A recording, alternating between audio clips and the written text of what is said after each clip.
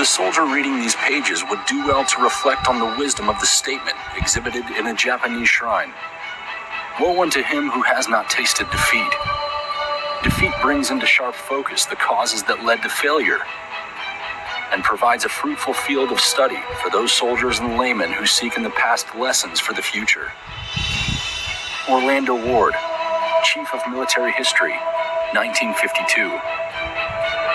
総兵等しく夢に描きしは不当眼下にあり、対話飛行場へ敵航空力覆滅の巨乱を見舞う。一帯は真珠湾内深く突入。マー奇襲見事成功せり、伊賀の海軍勢力は一瞬にして逆転する。英国海軍万歳。 Mere hours after the attack on Pearl Harbor, Japanese forces attacked the U.S. Commonwealth of the Philippines as part of its Pacific-wide plan to seize much-needed resources and Manila's strategically important harbor. Over the next 5 months, American and Filipino forces would conduct a stalwart defense of the islands that would cost many lives and end in defeat while disrupting Japan's plan for conquest in the region.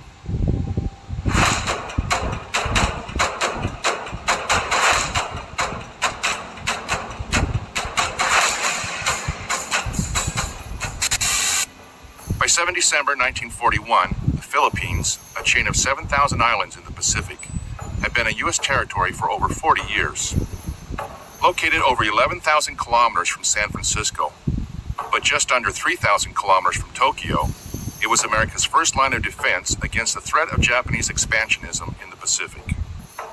With Japan already in control of the island of Formosa to the north, the Marshall, Caroline, and Gilbert Islands to the east, and occupying a significant part of China to the northwest, the U.S. military garrison in the Philippines was all that prevented Japan from consolidating its gains and driving south to seize the Dutch East Indies' valuable resources of oil and rubber.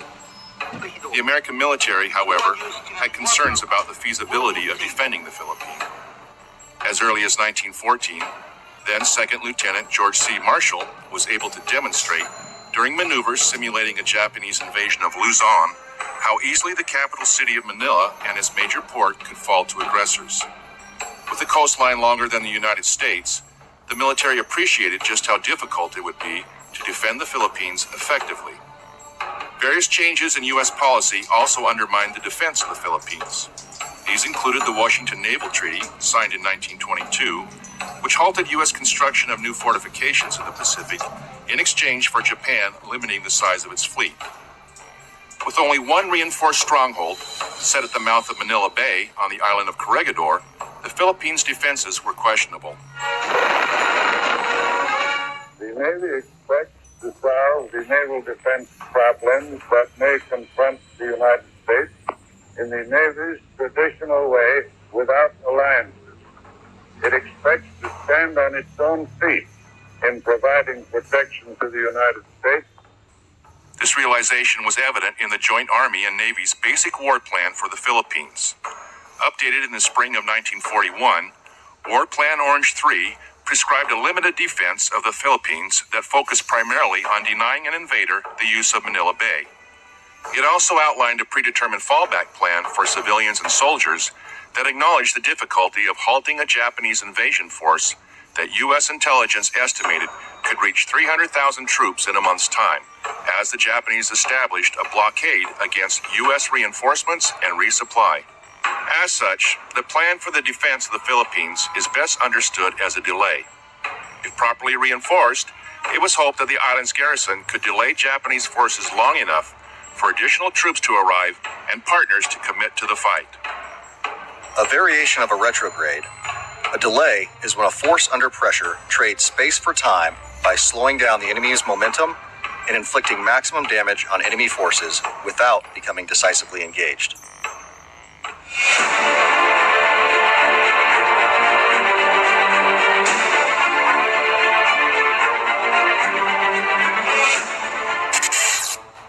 In 1935, the U.S. Congress voted to make the Philippines a Commonwealth with full autonomy at the end of a 10-year transitional period. This change to self-governance shifted the responsibility for the defense of the islands to the Philippines government and its people. However, it complicated command and control and unity of effort between U.S. forces and the Philippine Army. In response, the Philippine National Assembly voted to stand up a force of 10,000 soldiers, supplemented by 400,000 reserve troops. At the request of President Manuel Quezon, Douglas MacArthur, recently retired from the U.S. Army, was asked to oversee the creation of the Philippine Army as Field Marshal and military advisor to the Commonwealth Government of the Philippines. From the start, MacArthur faced serious difficulties in training and preparing the Filipino forces for the future. With some 65 languages spoken among them, Filipino troops were often unable to effectively communicate among themselves or with their leaders. Additionally, the absence of schools for commissioned and non-commissioned officers was a serious obstacle to standardizing tactics, techniques, and procedures across the highly diverse force. Severe shortages of weapons, uniforms, and housing also hampered the Philippine Army's training and preparation. Such handicaps were magnified by the lack of military vehicles and permanent roads for transporting soldiers. A feature particularly ominous for forces tasked with conducting a delay, where maintaining a mobility advantage over the attacking force is a necessary prerequisite for success. These handicaps were complicated by a military communication infrastructure that relied heavily on unreliable civilian telephone and telegraph systems. The Philippine Army, however, was not the only military unit training on Luzon prior to the Japanese attack. In 1941, the U.S. Army's Philippine Department, under the command of Major General George Grunert, was headquartered out of Fort William McKinley with over 22,000 soldiers. Its largest unit, the Philippine Division, was commanded by Major General Jonathan M. Wainwright and led by American officers. Though these two forces were originally intended to operate independently, the U.S. forces under Grunert and the Philippine Army under MacArthur began combined training exercises in July 1941 as war with Japan appeared more likely. Japan, a member of the Axis alliance, had moved military units into French Indochina and assumed protectorate status over the territory. For the two generals, this posturing indicated that the Japanese could be preparing for additional offensive operations in Southeast Asia and the South Pacific. They say trouble always comes in threes. Take a good close look at this trio. Remember these faces. Remember them well. If you ever meet them, don't hesitate. Intelligence analysts assess adversary actions and the posture of their forces to determine their intent and identify indications that can be used to warn of a pending attack. Indications and warnings are tied to timelines that inform commanders of how long before an adversary is capable of attacking and which course of action they are likely to pursue. These timelines enable the planning and response framework to react in accordance with the severity of the indication and the estimated enemy course of action. Commanders can then execute measures to deter the enemy from continued hostile acts while posturing friendly forces to respond if deterrence fails. The occupation of French Indochina triggered a response from the United States designed to ward off further aggression by the Japanese. After placing a freeze on all U.S.-based Japanese assets, President Franklin Roosevelt then halted shipments of rubber, iron, and fuel to Japan and began planning for the military reinforcement of the Philippines. President Roosevelt's actions, designed to deter further Japanese aggression in the region, are examples of flexible deterrent options, or FDOs. FDOs are established to deter actions before or during a crisis and may be used to prepare for future operations. They are developed and executed using each instrument of national power, diplomatic, informational, military, and economic, but are most effective when used in concert. FDOs provide options for decision makers during emerging crises to allow for gradual increases in pressure to avoid unintentionally provoking full-scale combat, while simultaneously enabling leaders to develop the situation and gain a better understanding of an adversary's capabilities and intentions. Already reeling under trade restrictions imposed the previous year, this action pushed Japanese military leadership into a corner. Lacking the necessary materials to continue their plans for conquest, they made the decision to go to war by December 1941 if negotiations failed to reverse U.S. sanctions.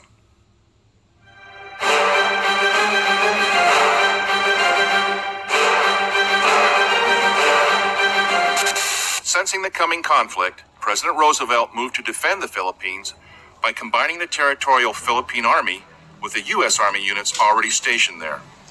He then placed MacArthur in command of the newly combined force, designated as United States Army Forces Far East, or USAFE, and charged him with defending the islands.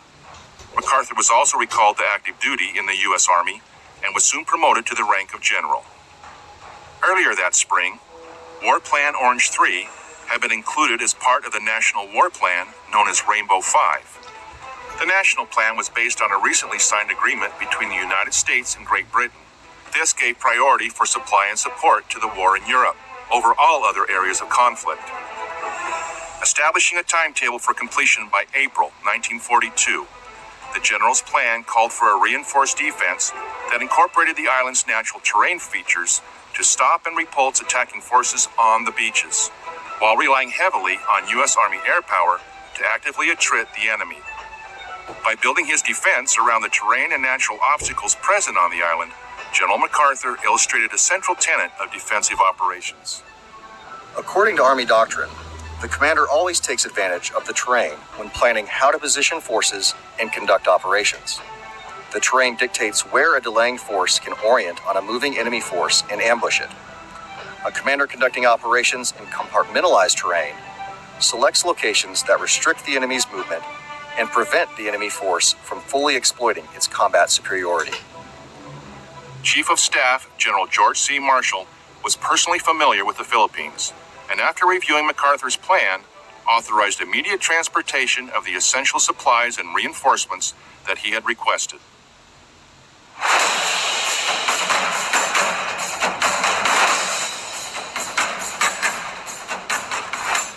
To reinforce the Philippines, Army leadership deployed several National Guard units. The 200th Coastal Artillery Regiment and the 192nd and 194th Tank Battalions equipped with M3 Stuart tanks. MacArthur also received reinforcements for his air arm, to include P-40 Warhawk fighter planes and B-17 Flying Fortress bombers. However, shortages in shipping space meant that some items were delayed or did not arrive. In one instance, air crews arrived in Manila ahead of their aircraft, just before the start of hostilities in December. Since delivery of their A-24 Banshee dive bombers never occurred, these airmen spent the rest of the war fighting as infantry. To compensate for his lack of updated equipment and well-trained personnel, MacArthur's plan relied heavily on close integration with the Filipino forces. Recalling all 10 divisions of the Philippine Army from reserve for training and refitting, he task-organized them into 5 distinct forces. The North Luzon Force, under the command of Major General Wainwright, defended strategically important areas of Luzon. These included the only beaches wide enough and deep enough to accommodate a large-scale amphibious landing. The North Luzon Force also had responsibility for the Bataan Peninsula, War Plan Orange's designated fallback area should the Japanese invasion prove unstoppable. Organizationally, the North Luzon forces consisted of the horse-mounted 26th Cavalry Regiment and the 1st Battalion, 45th Infantry, both of which were fully equipped and extensively trained Philippine scouts. These units were accompanied by 2 batteries of 155mm artillery and 1 battery of 2.95-inch mountain guns.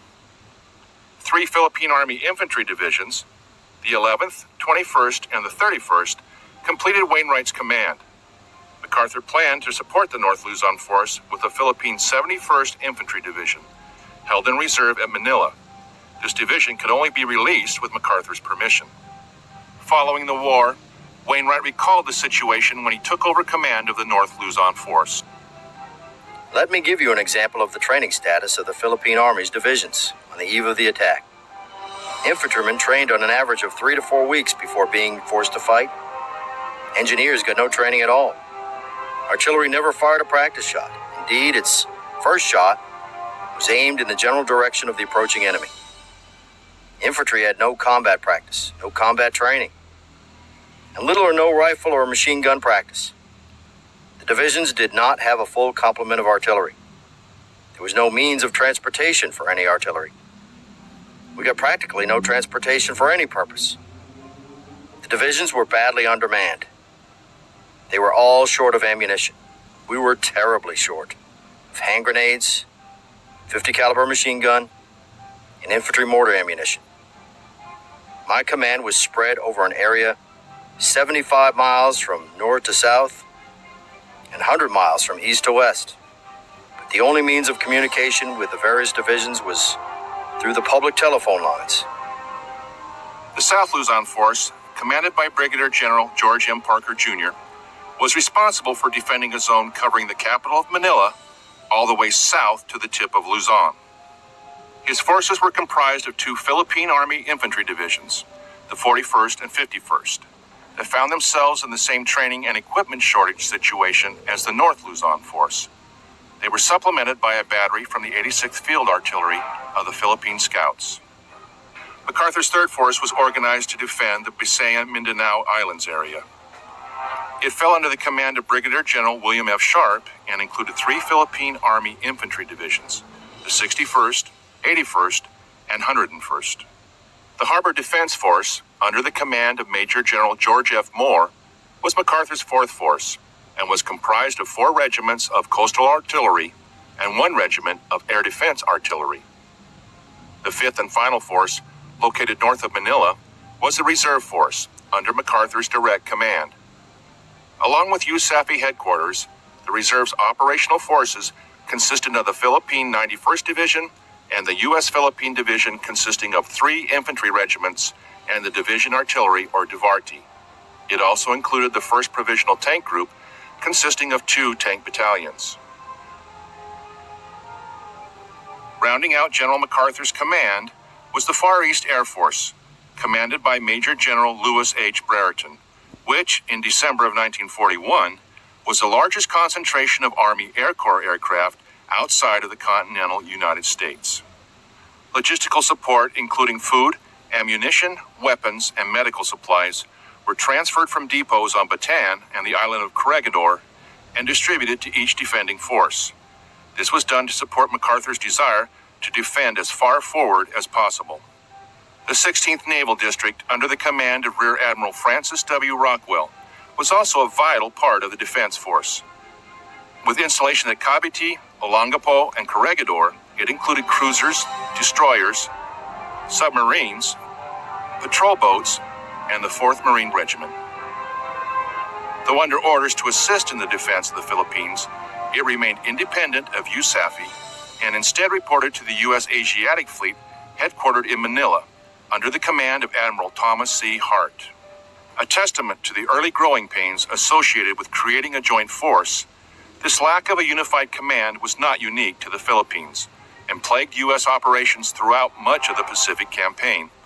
For MacArthur and Rockwell, it upset unity of effort and further complicated their defense of the island.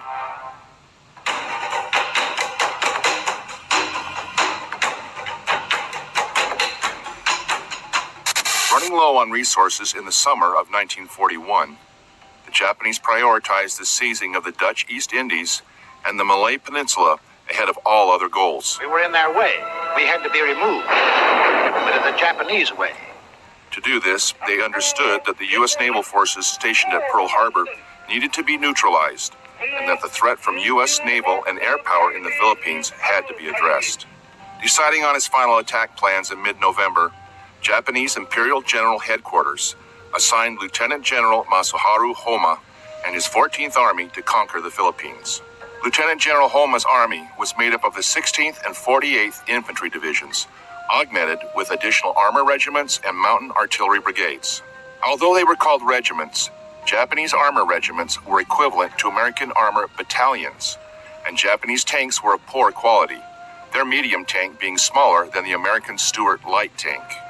The Japanese invasion of the Philippines was planned down to the hour, and by integrating land, sea, and air power, they quickly overwhelmed U.S. and Filipino forces, establishing several key lodgements. Japanese plans called for the complete destruction of the Far East Air Force and the seizure of several key airfields throughout the island chain. This would give the Japanese air superiority, enabling Homa's divisions to attack without being harassed from the air. To do this, Japanese infantry would seize the key airfield on Bataan Island, north of Luzon, while fighters and bombers stationed on Formosa would attack airfields on Luzon. Japanese infantry would then continue to other fields at Apari, Vigan, and Legazpi further south, culminating with the seizure of the airfield at Dabao on the large island of Mindanao, south of Luzon. With air superiority established and several airfields secured, the 14th Army would be free to begin its main landings on Luzon. The 14th Army's main effort would then come ashore at Lingayen Gulf, some 200 kilometers north of Manila, and begin attacking towards the capital. A smaller force would land at Lamon Bay, 120 kilometers south of Manila, and proceed north to link up with the larger force in a combined assault on the city. After capturing the capital, the Japanese could then seize Manila Bay and defeat any remaining U.S. and Philippine forces on Luzon, placing them in firm control of the largest and most important island in the Philippines.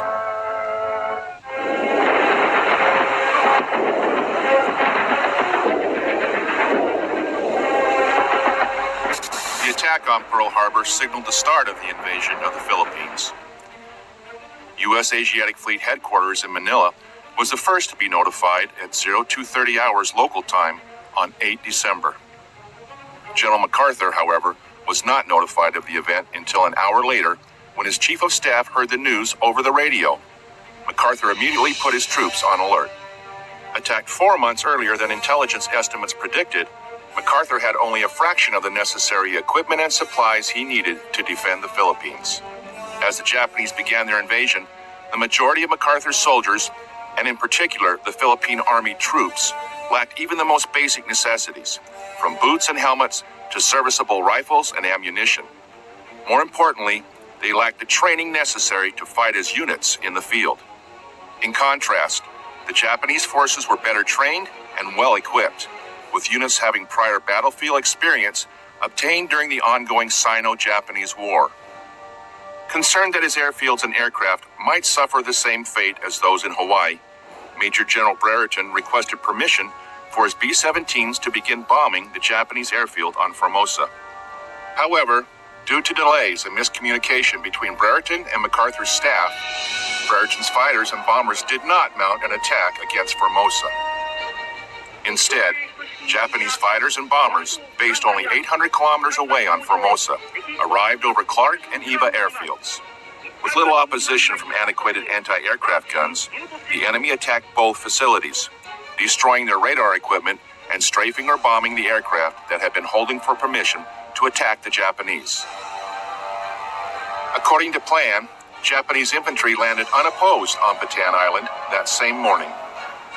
They then proceeded to seize and secure the U.S. airfield located there and to establish a base for their short-range fighters. More importantly, the destruction of over half of Army Air Force assets at Clark and Iba airfields established Japanese air superiority over the Philippines on the first day of the war.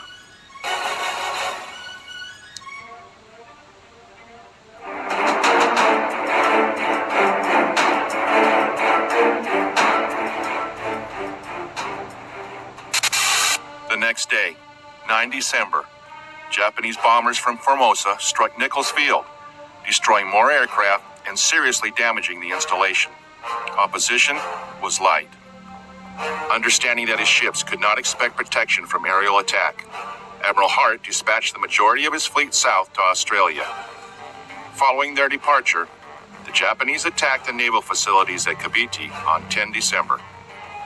As Cavite burned, Japanese infantry, supported by naval aircraft and gunfire from the Japanese fleet, landed on Camiguin Island north of Luzon. The few U.S. aircraft left operational attacked units of the 2nd Formosa Regiment as it came ashore at Vigan and Apari, sinking one Japanese minesweeper and damaging 4 other vessels. Comprised of 3rd Battalion and half of the 1st Battalion, 2nd Formosa Regiment, the 2,000-strong Kano Detachment came ashore at Vigan. Another similarly sized force, known as the Tanaka Detachment, comprised of the 2nd Battalion and the other half of 1st Battalion, 2nd Formosa Regiment, attacked at Apari. These multiple landings were supported by 2 heavy cruisers, 2 destroyers, and defensive counter-air provided by fighter aircraft from Bataan Island. Over the next few days, the 2 detachments broke out from their initial lodgements at Apari and Vigan and began moving south towards Manila along the coast on Route 3. On 12 December, 2,500 Japanese soldiers, known as the Kimura Detachment, came ashore approximately 500 kilometers southeast of Manila at Legazpi. General Parker, commander of the South Luzon Force, sent untried elements from the 41st and 51st Philippine Army divisions to counterattack, but these were soon routed by the better-trained Japanese. After successfully seizing its objective at Legazpi, the Kimura Detachment began its march north on Route 1 to link up with the forces landing at Limon Bay for the advance on Manila.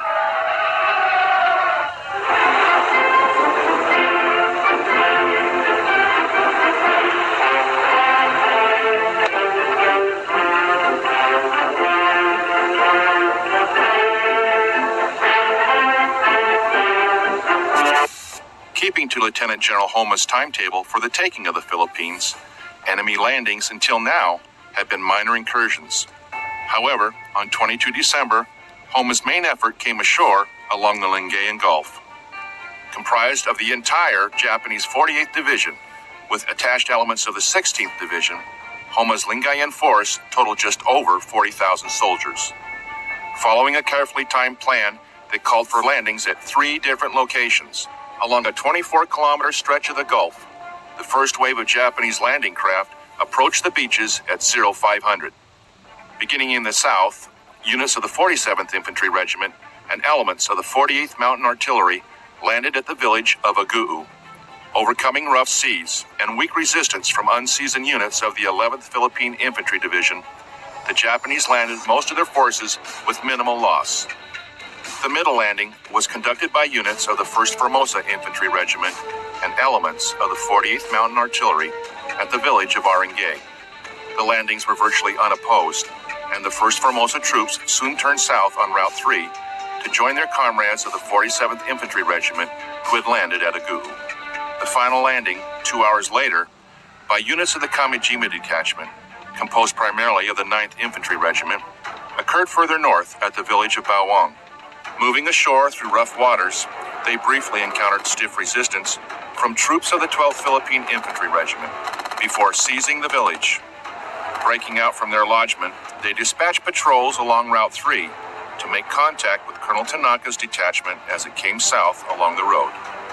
Advancing against light resistance, a unit of the Kamijima Detachment attacked along the Bawang-Baguio Road that ran to Rosario through the Cordillera Mountains and then seized the airfield at Nagilian. The enemy's success forced the 71st Philippine Regiment and elements of the 11th Philippine Division to withdraw. Meanwhile, the main body of the Kamijima Detachment seized the village of Baguio further east to prevent U.S. forces from outflanking the landing force and to act as a rear guard for the Japanese advance on Manila. As the enemy began its move inland, Wainwright's 21st Division defended the southern shores. This left the soldiers of the 26th Cavalry Philippine Scouts, led by Colonel Clinton A. Pierce, to defend against Japanese movements south along Route 3 from the village of Puzurobio. Advancing south along Route 3, Colonel Hifumi Imai's 1st Formosa Regiment and elements of the 48th Mountain Artillery received little opposition from the inexperienced and lightly armed 11th Division as they advanced towards the village of Dam Ortiz. Along the way, they linked up with the 48th Reconnaissance 9th Infantry Regiment and the 4th Tank Regiment. Both had come ashore earlier north of Dam Ortiz. After advancing out of Aguu, Colonel Isamu Yanagi's 47th Infantry and a battalion of the 48th Mountain Artillery faced weak resistance from a battalion of the 11th Infantry Division, which then retreated to Dam Ortiz. Aware of the growing advance on Dam Ortiz, General Wainwright ordered the 26th Cavalry to move from Puzurobio through Rosario and onto Dam Ortiz to aid in its defense. When the 26th Scout Car Platoon arrived at Dam Ortiz, they found the town unoccupied. The platoon then moved north on Route 3, where it made contact with the Japanese 48th Reconnaissance and 4th Tank Regiment. Unable to advance, the platoon returned to Dam Ortiz, where the 26th Cavalry was ordered to hold in a delaying action should a forced withdrawal of the North Luzon force become necessary. At 1300, Japanese aircraft, armor, and infantry units began the attack on Dam Ortiz. In response, Colonel Pierce asked for additional support from General Wainwright, who requested a company of tanks from Brigadier General James Weaver, the Provisional Tank Group commander. Due to a fuel shortage, Weaver was only able to send a platoon of 5 tanks, all of which were either destroyed or damaged by 47mm anti-tank fire or the enemy's tanks. By 1600, additional Japanese units joined the battle, and by 1900, Damortiz had fallen into Japanese hands. Ordered to withdraw, Colonel Pierce's cavalry paid a heavy price in lives and horses, while performing successful delaying actions to protect the 11th Division's right flank. Attacked by the Japanese upon their arrival in Rosario, the 26th Cavalry Regiment was forced to withdraw again, this time further to the south, where they were ordered to hold the road junction between Rosario and Baguio until its defenses became untenable.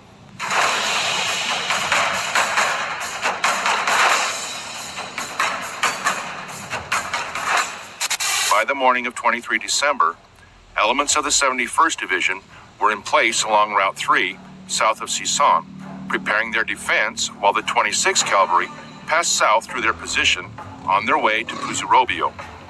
Although it may seem simple, a rearward passage of lines conducted under pressure from an attacking enemy is a difficult operation that requires close coordination and planning between the stationary and passing units to prevent fratricide. Rearward passage of lines are also important enabling operations for a delay or other retrograde, maintaining enemy contact while allowing for the recovery of security or other forward forces. While similar in planning and execution to a forward passage of lines, a rearward passage of lines is more difficult as the enemy likely has the initiative, and the rearward passing soldiers are often fatigued and disorganized from battle. Friendly forces may also be more difficult to recognize because the enemy may be intermixed with them. To mitigate these issues, the passing and stationary units co-locate their command posts and agree upon clearly defined, often restrictive, control measures. They identify a battle handover line to delineate the area that the stationary unit commander will assume control of once 2/3 of the passing force has crossed. They coordinate for fires and ensure the stationary force is capable of providing indirect fire support for the rearward passing force.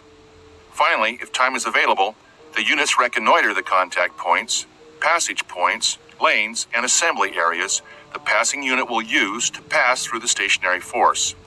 They also identify any obstacles and friendly battle positions in the AO.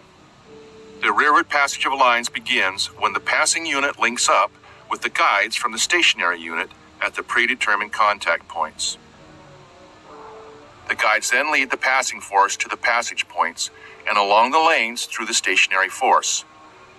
The order of march is typically sustainment units first, followed by the main command post, functional units such as engineers, and finally combat units.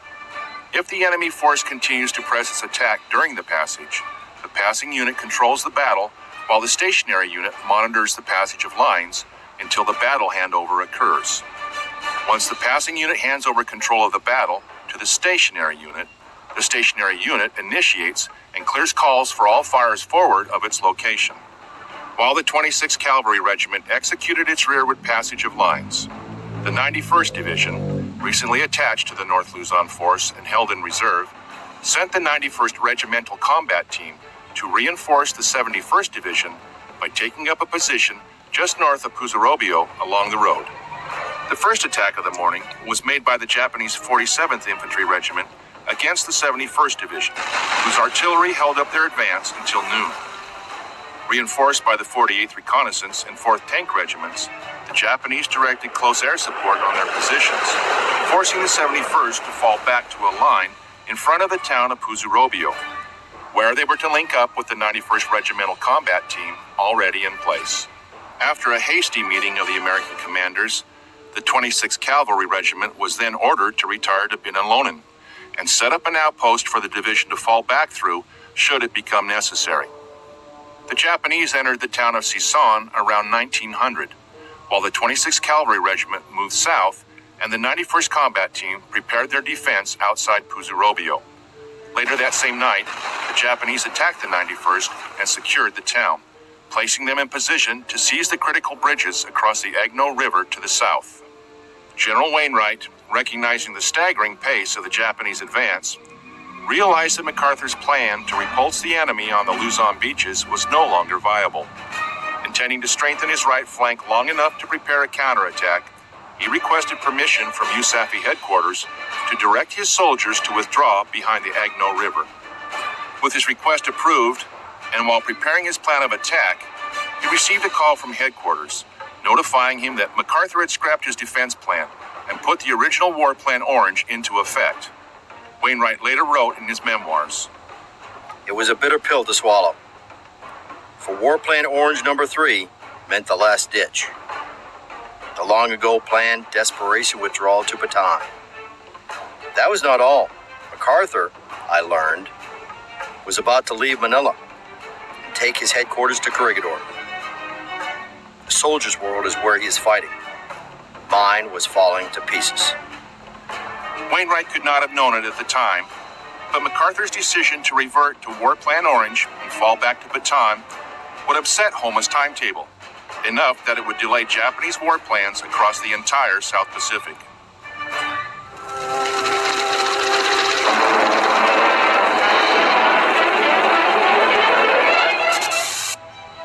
Christmas Eve arrived with the landing of Japan's Lamon Bay Force, 322 kilometers to the south of the Lingayen Gulf, under the command of Lieutenant General Susumu Morioka. Coming ashore with 7,000 soldiers of the 16th Division at 3 different locations, they could not have picked a better moment to attack. Having been denied permission to move any artillery defending the western approach to Manila, the South Luzon force was also in the process of repositioning its maneuver forces when the Japanese began landing. The first attack came at Malban, where elements of the 1st Regiment, Philippine 1st Regular Division, defended against the enemy by laying down effective enfilading fire. By 0830, the Japanese had seized Malban and forced the defenders to fall back 8 kilometers to the west. There, they vigorously defended their position, delaying the enemy's further advance. Further south, at the town of Sion, the 2nd Landing Force came ashore at 0700 and met with little resistance. The Japanese then divided their forces, advancing elements along the Manila Railroad toward Tayabas Bay, while other units moved south to link up with the Kimura Detachment, currently marching up Route 1 along Sumalong Bay. The 3rd and main landing force came ashore south of Antimonan, where it engaged with Company A, 52nd Infantry Regiment, Philippine 51st Division. The Japanese seized the town at 1100. A Japanese reconnaissance unit, supported by light bombers, also advanced to seize the town of Maligbay. Sustained attacks by enemy aircraft forced the defenders to fall back from the village and set up defensive positions 6.4 kilometers to the west, near the town of Binihan. By the evening of the 24th, while still attempting to delay the enemy from advancing along Route 1 toward Pagbilao, the defenders were overwhelmed and fell back under cover of darkness. The day ended with MacArthur ordering General Parker, the South Luzon Force commander, to organize the Bataan Defense Force and prepare the peninsula's defenses. 24 December was a difficult day for the North Luzon Force as well. With the Japanese already advancing on the Agno River, the 26th Cavalry Regiment attempted to delay them north and west of Binalonan. Mounting a fierce defense, the 26th stopped the first attack made by the Imperial Japanese Army's 4th Tank Regiment. The tanks then swung to the west to bypass the 26th, but the cavalry counterattacked and the Japanese were once again unable to advance. The Japanese then sent up more tanks and the 2nd Formosa Regiment as reinforcements. This put the cavalry at serious risk, but they were too deeply engaged to break contact. General Wainwright, who was in Binalonan when the heavy fighting began, ordered Colonel Pierce and his 26th Cavalry Regiment, now reduced to only 450 soldiers, to fight a delaying action while falling back southeast from the Agno River to Tayug. For more than 4 hours, the outnumbered cavalry delayed the enemy, until finally leaving Binalonan to the Japanese around 1530. By the end of Christmas Eve 1941, the Japanese Lingayen Gulf and Lamon Bay forces had both established their beachheads, secured their initial objectives, and were in positions to the north and south to advance on Manila and and a strategically important harbor.